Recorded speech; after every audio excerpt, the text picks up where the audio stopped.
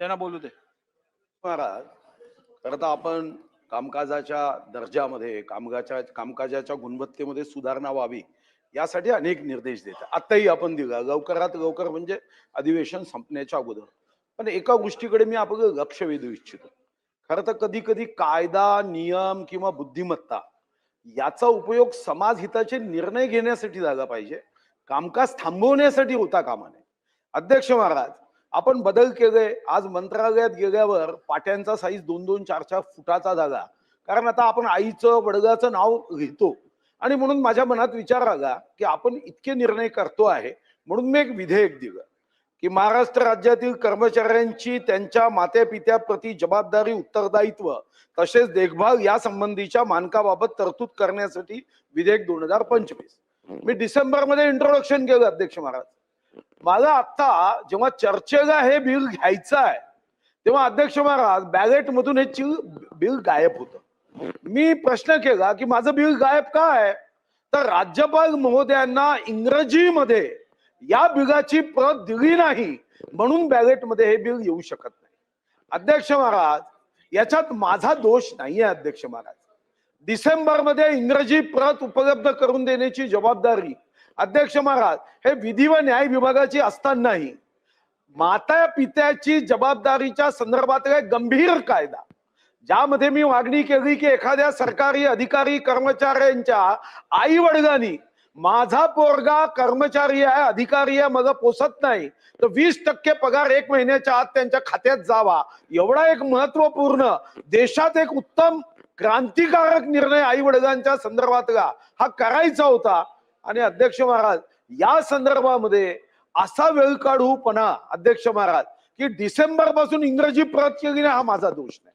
आणि मी इंग्रजीमध्ये प्रत करणार नाही हा माझा निर्णय आहे. मी मराठीतच करेन. पण अध्यक्ष महाराज, मी इंग्रजीत प्रत करणार नाही आणि विधी व न्याय विभाग इंग्रजीत पाठवणार नाही म्हणून हजारो माता पिता अध्यक्ष महाराज या नियमाच्या संरक्षणापासून वंचित असणं म्हणजे बुद्धिमत्तेचा उपयोग हा अध्यक्ष महाराज समाजाप्रती आपल्या कर्तव्यापासून वंचित करणारा हा बुद्धिमत्तेचा उपयोग आहे, नियमाचा उपयोग आहे.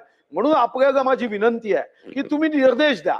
इंग्रजी कॉपी राज्यपालांनी एकतर जसं अधिकाऱ्यांनी मराठी शिकून घेतलं पाहिजे तसं राज्यपालांनी मराठी शिकून घेतलं पाहिजे. बरं, ते मराठी शिकून घेत नसतील तर कमीत कमी त्यांच्या अधिकाऱ्यांनी इंग्रजीत ट्रान्सलेट करून दिलं पाहिजे.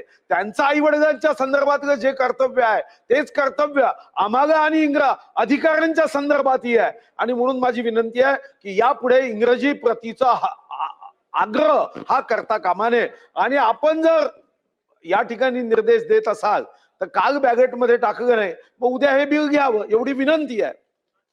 सन्मान्य ज्येष्ठ सदस्य, जरा बसून घ्या. बसून घ्या, असं काय करताय? बसा, खाली बसा.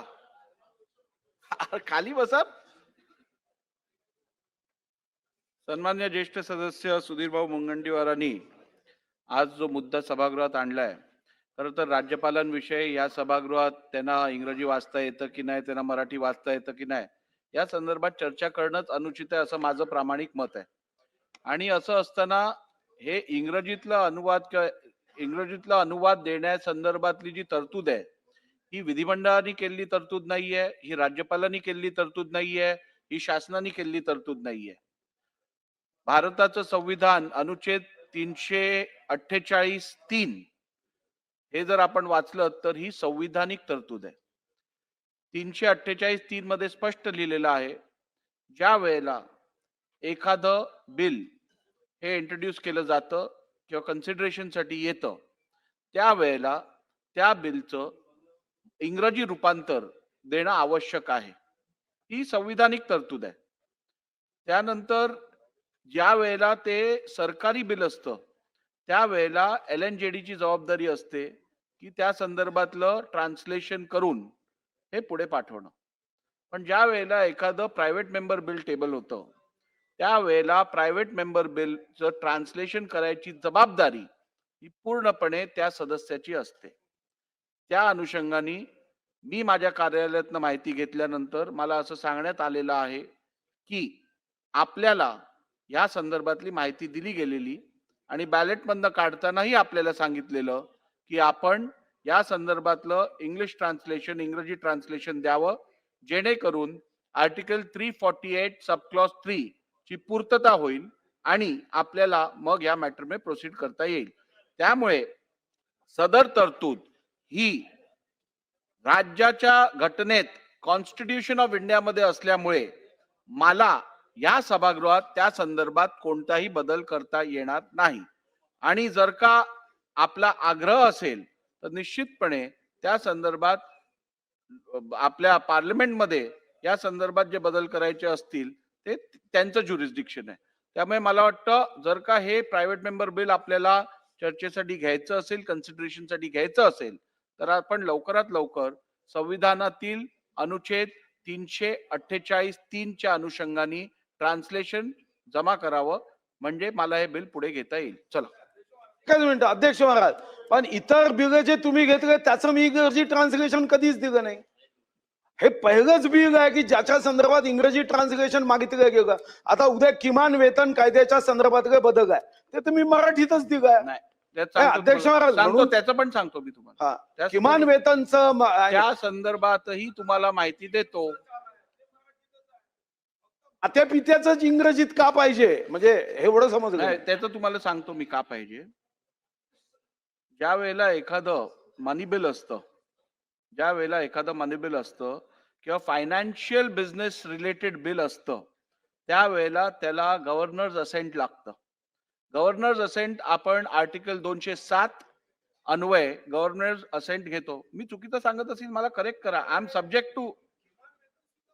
आणि त्यामुळे तुमच्या बिलामध्ये फायनान्शियल बिझनेस संदर्भातली तरतूद असल्यामुळे ते 207 अन्वये ते राज्यपालांकडे पाठवायची गरज असते आणि म्हणून 348(3) ऍप्लिकेबल डायरेक्टली होतं.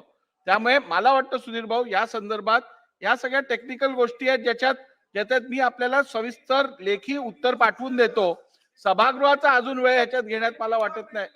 मध्ये ट्रान्सलेशन करून द्यायचं एवढं तर करा. आम्हाला मला काही एक हरकत नाहीये. मी हा. LNJD ला एक मिनिट. पहिली गोष्ट म्हणजे ज्या वेळेला एखादं प्रायव्हेट मेंबर बिल असतं, प्रायव्हेट मेंबर बिलचा अर्थ काय की तुम्हाला तुमचं म्हणणं, तुम्हाला कायदा कसा असावा हे सांगायचं असतं. उद्या जर मी LNJD ला दिलं आणि LNJD ट्रान्सलेशन मध्ये जर का तुम्हाला जे सांगायचंय तसं न सांगता वेगळं काही त्याच्यात दिलं तर परत तुमची हरकत असणार. त्यामुळे यात सर्वात उचित हेच असेल की ज्याचा प्रायव्हेट मेंबर बिल असेल त्यांनी इंग्लिश अनुवाद द्यावा. त्यातून सुस्पष्टता येईल. सुधीर भाऊ, सुस्पष्ट येईल. चला. कुठली? हा, एक घोषणा होती. एक देतो अण्णा, देतो तुम्हाला.